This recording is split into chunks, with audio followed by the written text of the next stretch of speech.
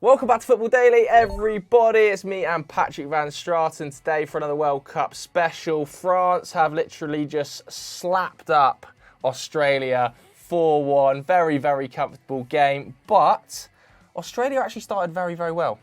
Yeah, Australia, I thought, were clearly the better side for not just the first 15 minutes, but close to the first half hour. Yeah. The first 15 minutes, though, they did have more possession than France. They had the same number of shots as France. And actually, one thing that really interested me is that their press kept France to a very low pass accuracy. So often this is something we see with pressing teams. France's pass accuracy in the first 15 minutes was 83%. After that, when they started to get into gear, their pass accuracy for the rest of the game, 91%. So that really shows you that in those first 15 minutes, they weren't really able to have things their own way. And obviously that goal early on really shook them. If one of the others had gone in, then they could have been in serious trouble, I think. Yeah, absolutely. Do you know what I actually think helped them early doors? Weirdly, and not wishing injury on anyone, but I actually think Luka Hernandez coming off with that knee problem early doors, Theo Hernandez coming on, immediately added more balance to the team because it allowed him to play higher, it allowed Pavard to almost tuck across and play into that back three. Theo Hernandez is just so dangerous when he's in those forward areas and when he's driving at people. I think it gave him immediately a different dimension. So in some regards, I think across the rest of the tournament, that injury might well help France a little bit because Deschamps is so negative at times. You probably would have stuck with Luka. Yeah, I think that generally this team is a more attacking France than we've been used to seeing from Deschamps. And Theo has definitely made a difference there. I mean, in this game, the chief chance creator was Griezmann, who created 6 chances. But after that for France, the next best was Theo Hernandez with 4, even though he missed the first 12 minutes of the game. He also completed a dribble and he also won 4 free kicks. So his ability to really get down that wing and put in crosses was important. And actually, as the game went on, you saw France learning from that. In those last 20 minutes, we saw Rabiot running down the left wing and putting in a cross. We saw Mbappe doing it as well, which created Giroud's second goal. So it was clearly something they learnt from, and I'm hoping in the next game it gives them a little bit more zip.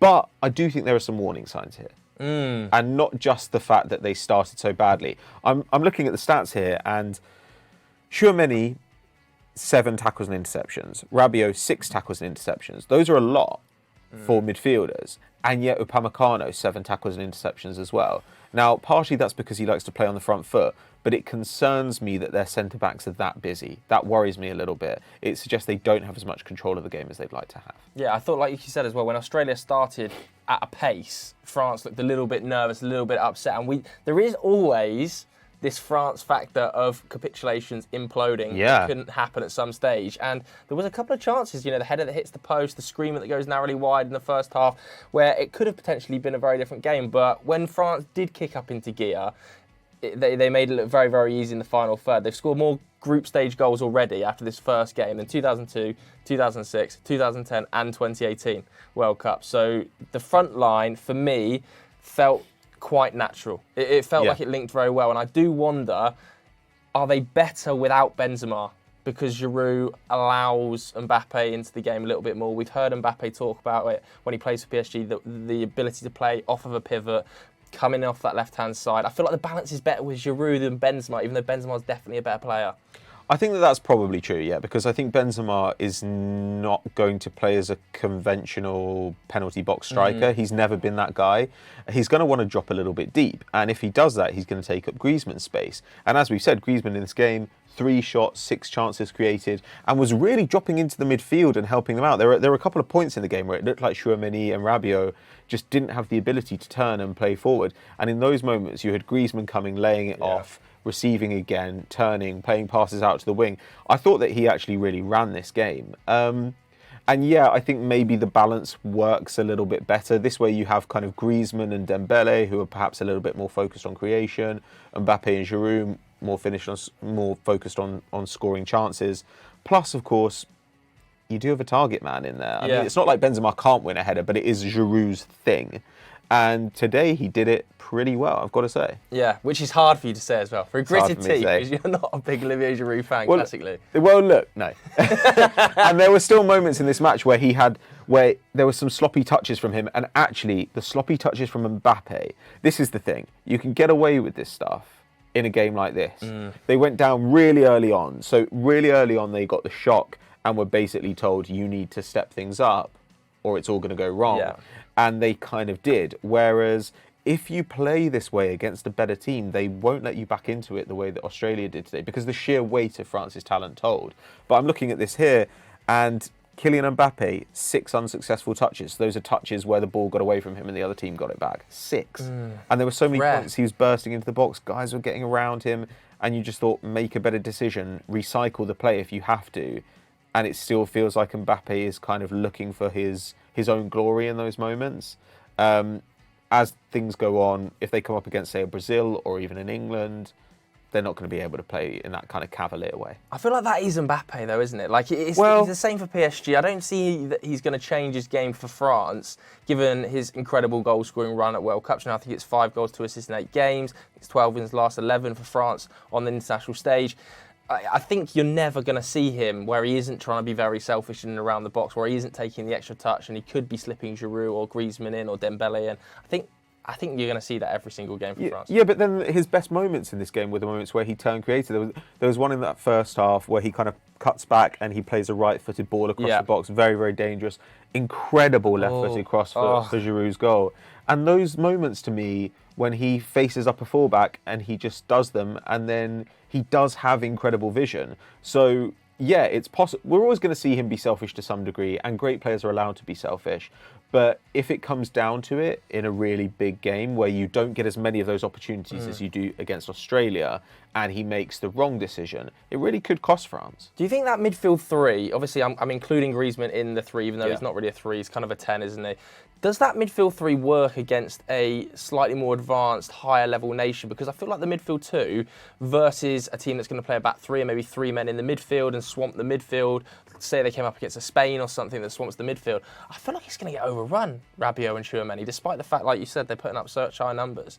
I think possibly. I mean, this may be, from our point of view, Theo Hernandez is a more exciting fullback choice for them. And in this sort of game where they're expected to have most of the ball, expected to dominate, he is the more obvious choice.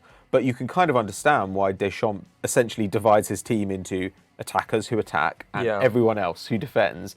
And from that point of view, then you have 2 midfielders and you have a back 4 and everyone just defends when you have Lucas Hernandez. So I don't know. I wonder if he's going to be a little bit uncomfortable with Theo motoring forward. Maybe you'll even see Dembele drop out at certain stages. I mean, it really depends. We're yet to see what Brazil look like in this tournament. If Brazil come into the tournament and they look lethal, and then France are going to come up against them, maybe we will see something else. But I could definitely imagine a team like Spain passing it around them. Yeah, I have to say, I was pretty impressed by Ousmane Dembele as well, who obviously has been out of the international setup and into the international setup, and he's had such a tumultuous sort of last 18 months. It feels like he's finally found his feet again at Barcelona under Xavi, but it's just nice to see him like getting at players, being super direct. And I feel like at times that's what France have missed on that right-hand side to offset the directness of Kylian Mbappe as well. So I have to say I was pretty impressed by France overall. I think it's probably the second best team performance behind England we've seen so far at this tournament. I had to get it in. Is it really? I mean, yeah, it is. I thought England, in my head, still looked better against Iran than France did against Australia. And I don't see... Saudi. But yeah, but I don't see, like Australia being stronger than that Iran side, despite the fact, Iran are ranked 20th in the world, higher than Australia, certainly. So I still think England have put up in the best performance, but certainly the second best performance for me so far at this World Cup from France. Yeah, I think that's completely fair. And actually, I think it may well help France and England that they got shocks in those games. Yeah. Like the fact that England came away having conceded 2 goals might be good for them. It's a game they dominated, they were by far the better team, and yet they still conceded 2 goals. I think it's really good for teams sometimes to have that realisation that in an international tournament, a team can just get lucky and put one in the top corner. We saw it happen against Argentina today. That could easily happen against another side. Yeah. So I think that you would hope that in their next game, they'd be a little bit more careful, have a little bit more of an idea of the dangers. Yeah, absolutely. So there we have it. France 4, Australia 1, Mbappe and Giroud on 5. We want to hear from you guys at home. Do you think that France are better with Giroud up front or Karim Benzema, who is of course no longer available to them at this tournament? Let us know in the comments below. If you enjoyed this video, hit the like button, hit subscribe. Thanks very much for watching. See you later. Bye.